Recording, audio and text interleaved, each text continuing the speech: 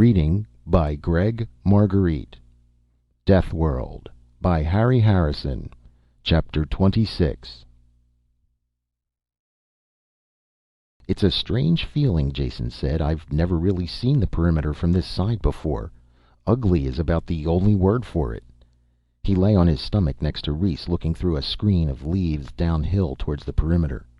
They were both wrapped in heavy furs in spite of the midday heat, with thick leggings and leather gauntlets to protect their hands. The gravity and the heat were already making Jason dizzy, but he forced himself to ignore this. Ahead, on the far side of a burnt corridor, stood the perimeter. A high wall of varying height and texture, seemingly made of everything in the world. It was impossible to tell what it had originally been constructed of. Generations of attackers had bruised, broken, and undermined it. Repairs had been quickly made, patches thrust roughly into place and fixed there.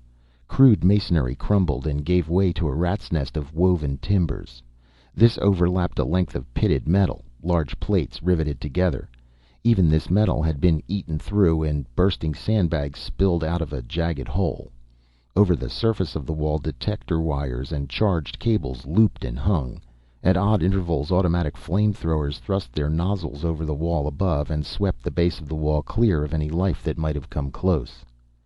"Those flame things can cause us trouble," Rhys said. "That one covers the area where you want to break in." "It'll be no problem," Jason assured him. "It may look like it's firing a random pattern, but it's really not. It varies a simple sweep, just enough to fool an animal, but was never meant to keep men out. Look for yourself. It fires at regular, repeated 2, 4, 3, and 1 minute intervals." They crawled back to the hollow where Naxa and the others waited for them. There were only 30 men in the party. What they had to do could only be done with a fast, light force. Their strongest weapon was surprise. Once that was gone, their other weapons wouldn't hold out for seconds against the city guns. Everyone looked uncomfortable in the fur and leather wrappings, and some of the men had loosened them to cool off. "Wrap up," Jason ordered. "None of you have been this close to the perimeter before, and you don't understand how deadly it is here. Naxa is keeping the larger animals away, and you all can handle the smaller ones. That isn't the danger. Every thorn is poisoned, and even the blades of grass carry a deadly sting. Watch out for insects of any kind, and once we start moving, breathe only through the wet cloths." "He's right," Naxa snorted. "Never been closer than this myself. Death. Death up by that wall. Do like he says." They could only wait then, honing down already needle-sharp crossbow bolts and glancing up at the slowly moving sun. Only Naxa didn't share the unrest. He sat, eyes unfocused, feeling the movement of animal life in the jungle around him. "On the way," he said. "Biggest thing I ever heard. Not a beast between here and the mountains ain't howling its lungs out running towards the city." Jason was aware of part of it. A tension in the air and a wave of intensified anger and hatred. It would work, he knew, if they could only keep the attack confined to a small area. The talkers had seemed sure of it. They had stalked out quietly that morning, a thin line of ragged men, moving out in a mental sweep that would round up the Pyrran life and send it charging against the city. "They hit," Naxa said suddenly. The men were on their feet now, staring in the direction of the city. Jason had felt the twist as the attack had been driven home, and knew that this was it.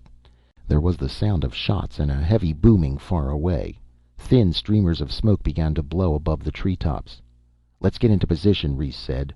Around them the jungle howled with an echo of hatred. The half-sentient plants writhed and the air was thick with small flying things.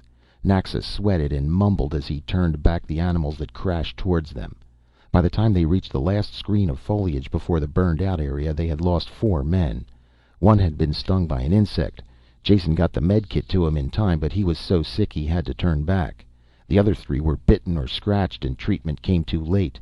Their swollen, twisted bodies were left behind on the trail. "Damn beasts hurt my head," Naxa muttered. "When we go in?" "Not yet," Rhys said. "We wait for the signal." One of the men carried the radio. He sat it down carefully, then threw the aerial over a branch. The set was shielded so no radiation leaked out to give them away. It was turned on, but only a hiss of atmospheric static came from the speaker. "We could have timed it," Rhys said. "No, we couldn't," Jason told him. "Not accurately. We want to hit that wall at the height of the attack, when our chances are best.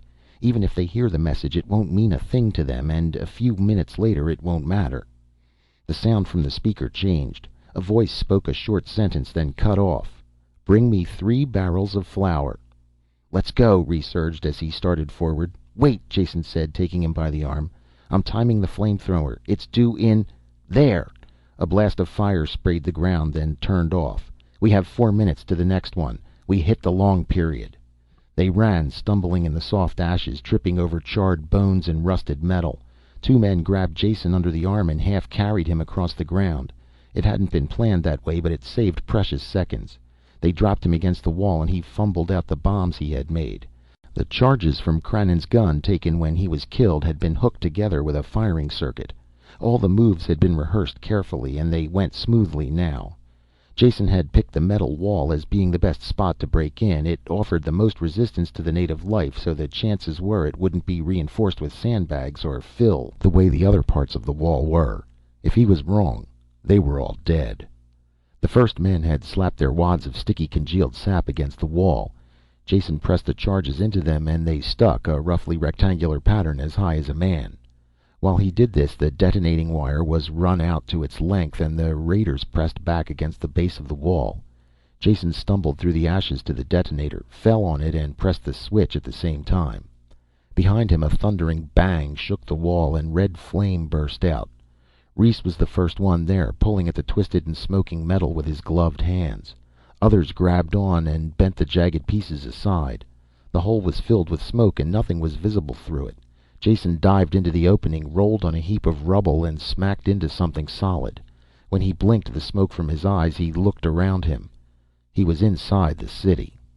The others poured through now, picking him up as they charged in so he wouldn't be trampled underfoot. Someone spotted the spaceship and they ran that way. A man ran around the corner of a building towards them. His Pyrran reflexes sent him springing into the safety of a doorway the same moment he saw the invaders. But they were Pyrrans too. The man slumped slowly back onto the street, 3 metal bolts sticking out of his body. They ran on without stopping, running between the low storehouses. The ship stood ahead. Someone had reached it ahead of them.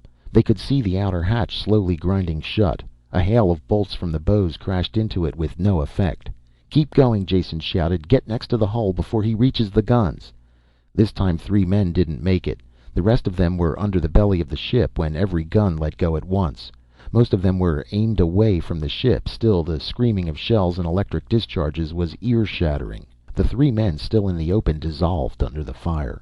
Whoever was inside the ship had hit all the gun trips at once, both to knock out the attackers and summon aid. He would be on the screen now, calling for help. Their time was running out.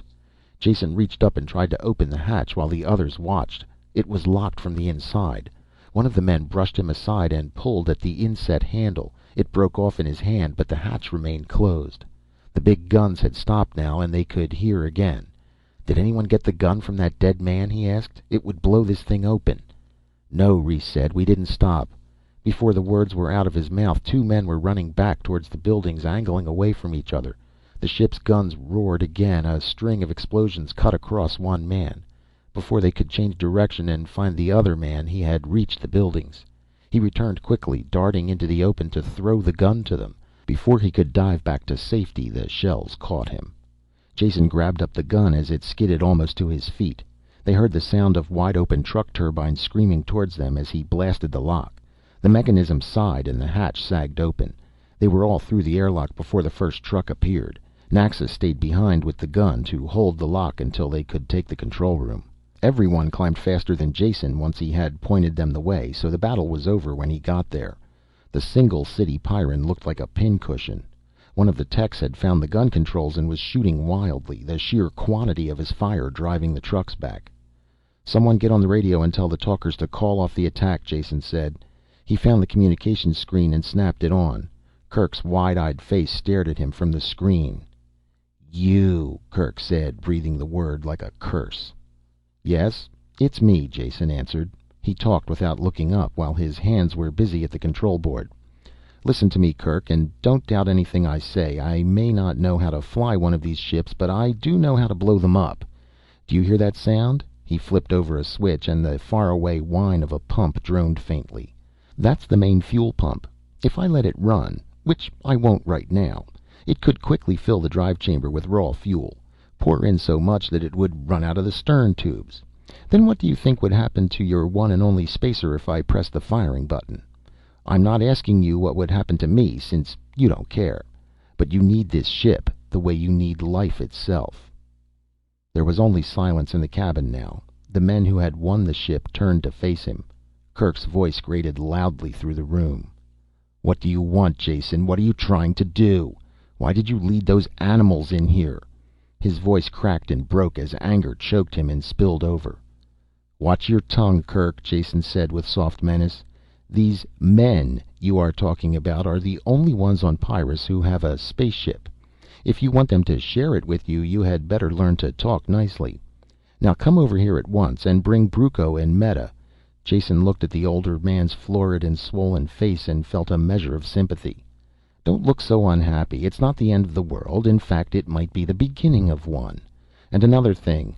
Leave this channel open when you go. Have it hooked into every screen in the city so everyone can see what happens here. Make sure it's taped, too, for replay." Kerk started to say something, but changed his mind before he did. He left the screen, but the set stayed alive, carrying the scene in the control room to the entire city. End of Chapter 26 of Deathworld by Harry Harrison.